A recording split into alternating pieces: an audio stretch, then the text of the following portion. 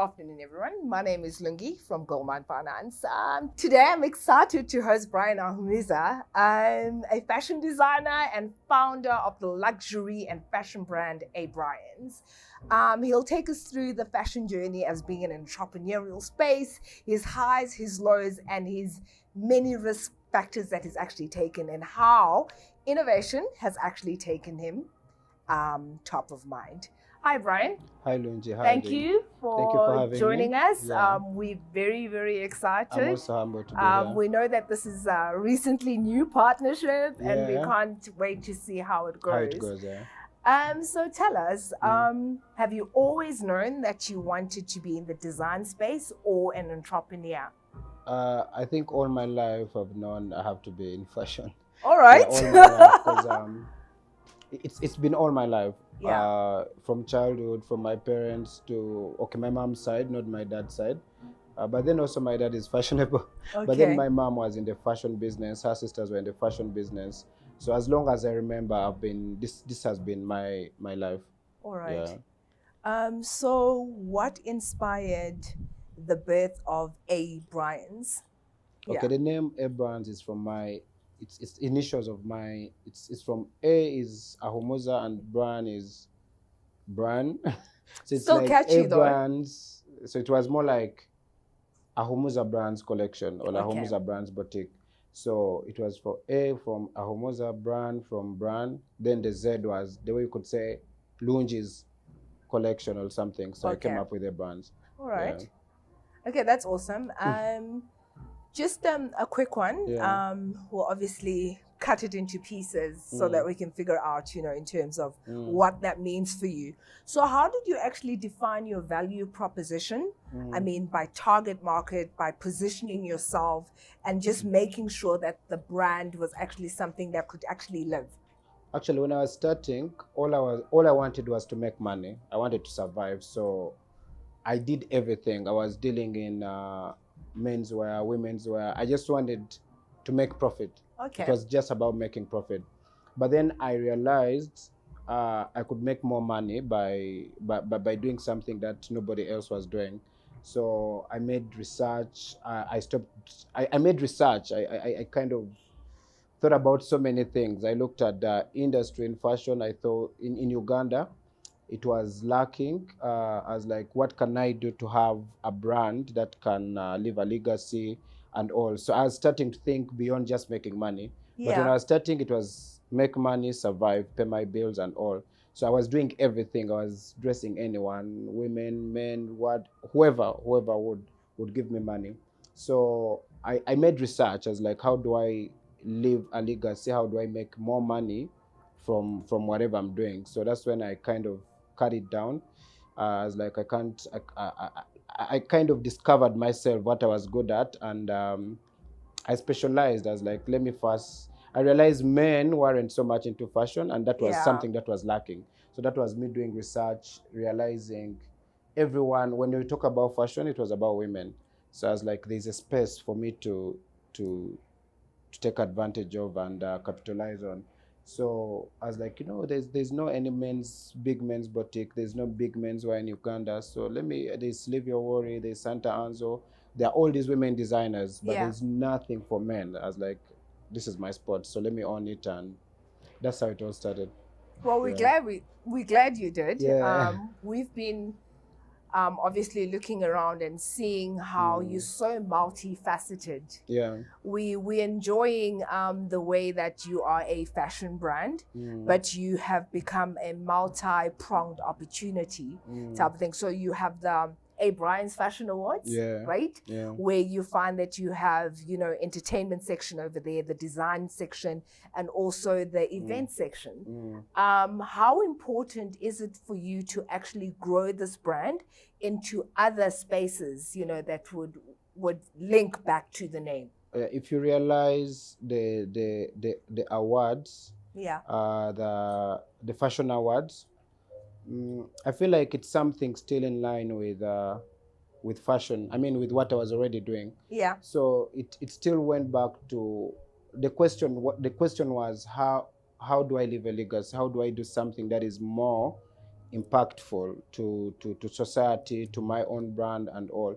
So this whole idea of the whole idea of the awards was still, I realized there was so many events happening in the country, Yeah. but they were just about people partying, people just going all white party, let's dress up, party, drink alcohol and all. And then to me, I felt like it wasn't having an impact. So um, to be honest, it was more about thinking and coming up with something that could add value to society and more people and have an impact. Yeah. All right. No. That's good that you actually see opportunities and you actually make them work. So obviously you are here now. You can count the years of, you know, how you've worked yourself to the position that you are at now. So do tell me, how have you handled your finances? I'm asking this question because people start a business, they see their first million, they get excited, they blow it away. I mean, how have you been able to maintain yourself so that you can grow? Of course, you know, discipline. You need to have financial discipline. Yeah. That is something that I don't know whether you possess it or you learn it, or I don't know. I've had so many friends along the way that have failed at it. But financial discipline is very important. I learned to the moment I started my business, small as it was, I learned about saving. Yeah. I knew every penny that I make, I have to save, I have to plan for it. It's financial discipline. So I learned to work with banks at an early stage. I knew whatever small I get, let me take it to the bank, let me save, let me reinvest. I had to sacrifice so many things. So that's how I managed to survive. To survive, yeah. No, which is great. So I think this is like a personal opinion. I'm sure there are a few people that actually agree. I think you're very stylish. I think there's something very niche about you. Yeah, thank you. That I mean, people will look at something and will be like, I wouldn't wear that, but we see it on you and we see how you carry it, you know, and we understand that fashion is a personal thing. Yeah, okay. True. So how do you put together the products that you put for us together? What is in mind when you are putting something together, like an outfit together for that person? For that person, I look at their personality. Yeah. I look at their personality. I've learned different personalities dress differently. So when I engage or we interact together, I'm going to look at you and then I'm going to know this can work for you, this cannot work for you. Okay. Yeah, I feel like it's also an art. Some people have failed to master it. I feel like it's an art. I look at someone's personality and I know this can work for them, this cannot work for them. And then also their body shape. You look at so many things. I'm like, if I look at Longi, this kind of outfit may not flatter her body and all. It just works out that way. Yeah. All right, no, that's great to hear. So recently, because I'm aware of the space that we are currently in, so you will notice anything about Abryanz or any of the brands that we've been talking about. There's a billboard on Ginger, right? Sort of like unisex outfits. Yeah. So I heard you talking that you started with the men's range. Are you catering for girls? Actually, if all the outfits I do right now are men's, it's more of menswear, but it's kind of unisex. I realized a lady can wear a man's t-shirt. Yes. Yeah, but a man may not wear a lady's t-shirt. It doesn't work that way. It doesn't work that way. So a lady will wear men's jeans and they will go away with it, but then it's not the other way around. So even in the space I'm in, I realized menswear, women can wear menswear and they go away with it, but then men won't wear women's wear.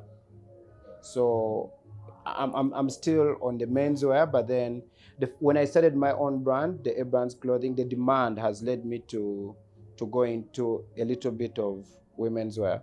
But in my store, in my business, I don't deal with women's wear. Okay. Yeah. All right. But with my own brand, it's now quite more unisex. Is it? Yeah. Yeah. Is that a trend that you have incorporated, or just making sure that, you know, there are new and exciting things happening? Yeah, I think there are more new and exciting things. And then also, like I say, the demand, the business leads you. I've had women coming in the mall and they're like, I need to pick something from your brand. I need to pick something from your shop. so the demand becomes, it pushes me to at least think of something for the women as well. All right, no, that's great. Mm. Whew, so you're in the space, right? Yeah. And we've all just woken up, Mm. and some things you knew before we Mm. did. We've just Mm. woken up to say that Africa is very fashionable. Yeah. Africa is very forward thinking. Africa actually has their own things that they Yeah. can drive in the fashionable space. Yeah. Do you think that with the journeys that we're going through in terms of being innovative, in terms of noting trends, are we ready to really command a space in the international market? Yeah, I believe so. I actually want to be one of the brands that want to cut across. Yeah. If you look at the creative designer of Louis Vuitton, he was an African from Ghana, and he did so well for Louis Vuitton before he died. And there's so many. The new creative director still is from Ghana, so I feel like this whole thing of Africa is not ready. Is just wrong. Yeah. We've always been ready. If you look at all the big brands right now across the world, they're inspired by African fashion, African fabrics, and all. They're like coming back here. So I feel like we've always been ready. Maybe we've not had enough resources or enough. I don't know. I don't know where the biggest challenge is, but in terms of creativity and competing on the international, see, if we have an African who has been a creative director of one of the biggest brands in the world, that is evident enough to show that Africans are ready to take on the world. Yeah. No, which is great. So what's happening with all of us as Africans and current fashion collaborations? Yeah. Are you guys speaking to each other? Are we going to start seeing guys in Nigeria chatting to guys in Uganda, guys in Kenya chatting to guys in Tanzania? Yeah, what's happening in that space, particularly for you? Yeah, what's happening is it's like a trend right now in the whole world. Collaborations, you've seen Fendi working with Versace. With our own collection, we also collaborated with someone from South Africa. So I think it's a trend. It's happening right now, and if there's anybody that's still lagging behind, I think it's an opportunity for you to tap into different markets and collaborate and all. I'm already on it, and I'm not waiting for anyone else, but it's a trend for everyone to jump on. Okay. Yeah. Okay, so our last question. Yeah. So to the person that wants to start being an entrepreneur, and particularly in the fashion space, okay.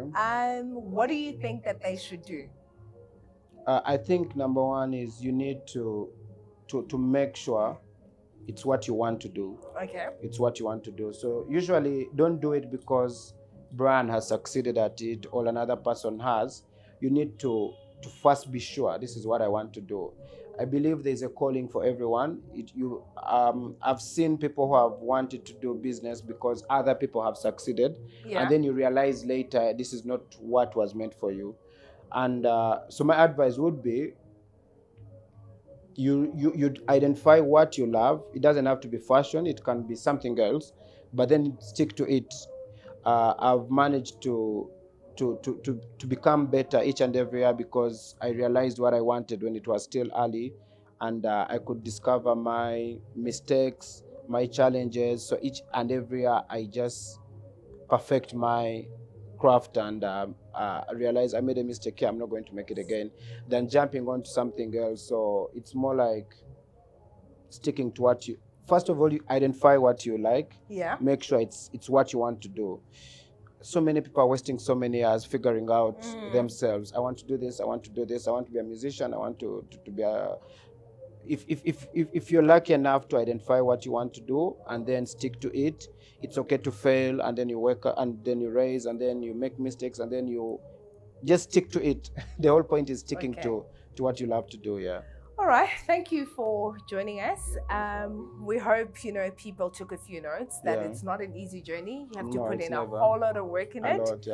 We're very excited about you, and we're really rooting for you. Thank you once so again, much. thank you for coming. Thank you guys for watching us this afternoon. Do follow us on Instagram and download our manuals on our Goldmine website. Remember, go for gold at Goldmine Finance.